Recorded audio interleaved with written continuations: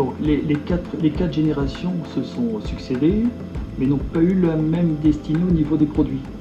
La première génération était plus destinée à faire des broderies, donc tout ce qui était robe de haute couture. La deuxième génération, donc celle de mes parents, se sont plus dirigés vers tout ce qui était broderie et linge de maison. Et puis ensuite, la troisième génération, avec mon père, on a pris la décision de prendre la direction de faire des broderies pour tout le domaine de la lingerie corsetterie. Et c'est de là qu'on a commencé donc à développer des collections pour la lingerie et quelques années plus tard, la création de la marque Louisa Braque. Pour nous, quand on a créé la marque Louisa Braque, on voulait justement que toutes nos lignes soient disponibles dans toutes les profondeurs. C'est-à-dire que la femme qui fait un petit bonnet puisse trouver chez nous, la femme qui fait un grand bonnet puisse trouver la même chose, sans différence de prix, pour ne pas avoir justement l'impression de dire je suis costaud donc je paye plus cher. On voulait que tous les prix soient équilibrés et qu'elles soient quand même dans l'esprit de rechercher de la modernité. Donc c'est pour ça que pour nous, on pense, et d'après nos statistiques, que la marque se vend déjà pour des jeunes femmes de 25 ans et qui vont jusqu'à 70 ans et plus peut-être. Mais l'objectif, c'est justement de satisfaire toutes les générations.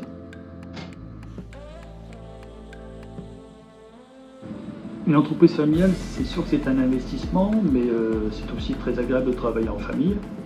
Et d'ailleurs, mes enfants ont vécu les mêmes choses que moi, c'est-à-dire qu'ils ont passé tous leurs mercredis et toutes leurs vacances scolaires dans la société, à baigner dans la création, dans la production sur les métiers. Et là, vous pouvez d'ailleurs voir Victoria qui est en train de mettre des bobines sur le petit métier, échantillon, qui s'amuse. Et là, vous voyez mon fils Mathieu qui est en train d'aller chercher des cartons de bobines sur l'escabeau. Donc, c'est sûr que c'est compliqué pour eux de faire autre chose que de la broderie et la création de la marque. Bon, je suis très fier que l'entreprise familiale, maintenant, nous sommes arrivés à la 4e génération. Donc Jérôme, mon frère et moi-même, nous sommes donc la 3e génération. Et Mathieu et Victoria, la 4e. Et j'avoue que c'est une fierté que ça puisse continuer encore comme ça, j'espère, des décennies. Alors ça fait maintenant 18 ans que je me suis lancé dans l'aventure de Louisa Braque. Et je me suis rendu compte que la lingerie, c'est une phrase que j'ai inventée, mais qui correspond tout à fait, c'est l'horlogerie du textile. Tout se joue au millimètre. L'évolution entre chaque taille, c'est 3 mm. Nous avons 80 tailles au total. Et ce qui donne une complexité énorme qui n'existe pas dans le prêt-à-porter. Alors pour moi, la réussite d'une broderie se fait par une lecture instantanée de la consommatrice. C'est-à-dire que en passant devant la vitrine du magasin, elle doit être séduite par un visuel instantané qui lui donne l'envie de franchir la porte du magasin et ensuite d'aller essayer le produit. Donc tout démarre par le moodboard de Mathieu qui m'est proposé avec ses diverses inspirations qu'il trouve dans des domaines que je ne maîtrise même pas d'ailleurs, et avec les mélanges des couleurs.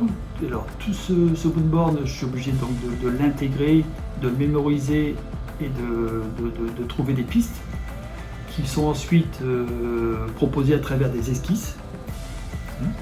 Et l'esquisse, donc au début je fais une esquisse beaucoup plus brouillon, je fais des pistes dans différents endroits et après je viens peaufiner pour arriver au résultat, par exemple pour l'Espéranza.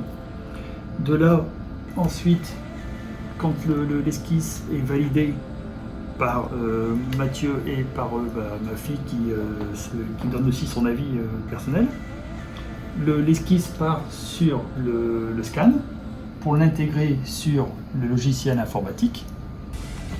Donc là, je refais les formes très proprement qui doivent correspondre au rapport d'aiguille. C'est-à-dire là, c'est du 12 quarts, c'est-à-dire du 8 cm 1. Le motif va se répéter l'un après l'autre, avec des hauteurs à respecter au niveau de la découpe pour qu'il n'y ait pas non plus des broderies qui se replient quand elles sont posées sur la poitrine. Donc il y a toute une marche à suivre technique. Et là, les coloris qui sont proposés ne sont pas des coloris qui seront utilisés, ce sont simplement des couleurs informatiques.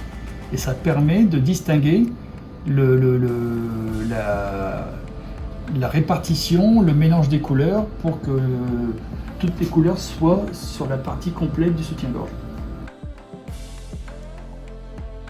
Pour une esquisse, c'est assez facile à faire, mais c'est pas parce que l'esquisse est belle que la broderie sera belle. Donc il faut absolument passer beaucoup de temps pour essayer de trouver la bonne piste qui va être la meilleure pour la broderie. Donc il faut compter au minimum, me concernant, entre 10-15 jours de réflexion avec au minimum 6-7 essais répétés. On efface, on recommence, on efface, on recommence, jusqu'à temps qu'on arrive à un résultat optimal qui satisfait toute l'équipe. Alors, les matières utilisées dans la broderie, principalement pour tout ce qui est lingerie, ce sont des tulles polyamide, lycra, multibrun pour un toucher très très doux et très agréable, hein, qui ne soit pas agressif au niveau de la peau. Les fils, ce sont des fils principalement en polyester, avec des effets mat ou brillants, ou avec une petite touche de lurex si on le désire. Et donc vous voyez par exemple ces broderies là, on doit bien respecter des creux réguliers pour que lorsque la laminette soit posée à l'arrière, elle puisse permettre de bien poser sur la poitrine, qu'il n'y ait pas des effets de broderie qui se soulèvent. Et l'objectif du motif, c'est-à-dire que lorsqu'il est confectionné, qu'il y ait une très très bonne lecture au niveau du visuel, de la forme. Toutes les bretelles sont aussi habillées de broderies qui sont associées avec la broderie du haut bonnet.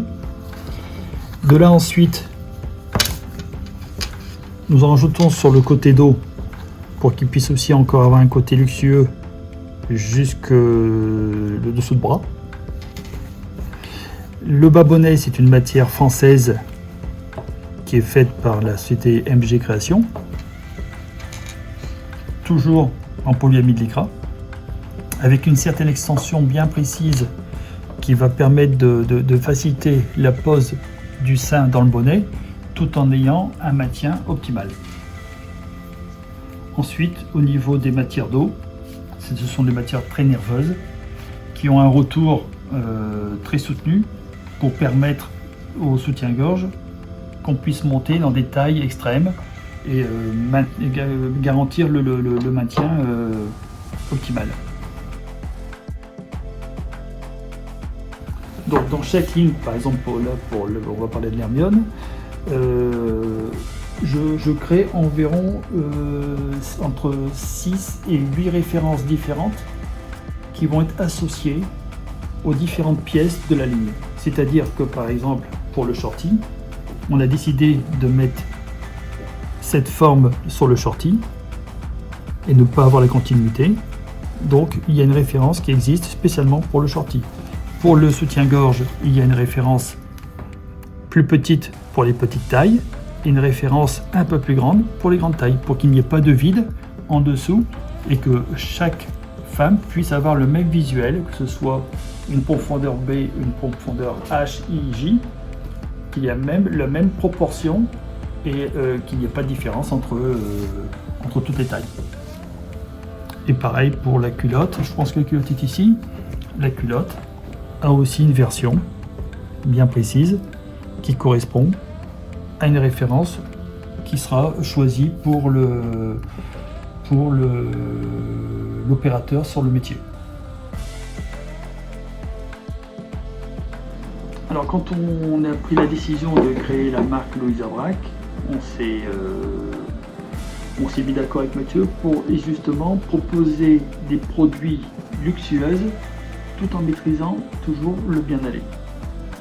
On a volontairement voulu s'écarter de tout ce qui était floral qui est proposé dans beaucoup d'autres marques. Et donc on propose des broderies un peu plus modernes qui amènent un visuel totalement différent de ce qu'on peut trouver dans la concurrence. L'Albana est un exemple justement d'une broderie qui s'écarte de tout ce qui est l'univers de floral. Donc c'est quand même géométrique, hein. Toujours avec l'aspect qu'il n'y ait pas de blocage au niveau des allongements. Vous voyez, vous pouvez vous rendre compte que la broderie suit bien le mouvement de la main, c'est-à-dire de la poitrine après, qui viendra se placer dans le bonnet. Et donc c'est toute une technique pour arriver à respecter et qu'il n'y ait pas de blocage et qui permet d'avoir un bien-aller dans toutes les tailles qu'on va choisir. Là vous avez le résultat sur l'écran. Donc c'est un dessin qui est fait en 4 couleurs. Donc ce sont bien entendu des couleurs informatiques, hein, qui ne sont pas celles-là. Mais pour justement arriver à distinguer. Donc vous voyez par exemple ici, concernant l'Albana, il fallait arriver que ce qui est fait en rouge tombe au milieu de ce qui est fait en vert, pour ne pas venir rebroder sur la partie et que ça vienne compléter l'espace et que ça vienne se croiser comme vous pouvez le voir ici. Voilà, vous avez le résultat ici, vous voyez. Toujours pour garder un aspect plat et pas rajouter de l'épaisseur.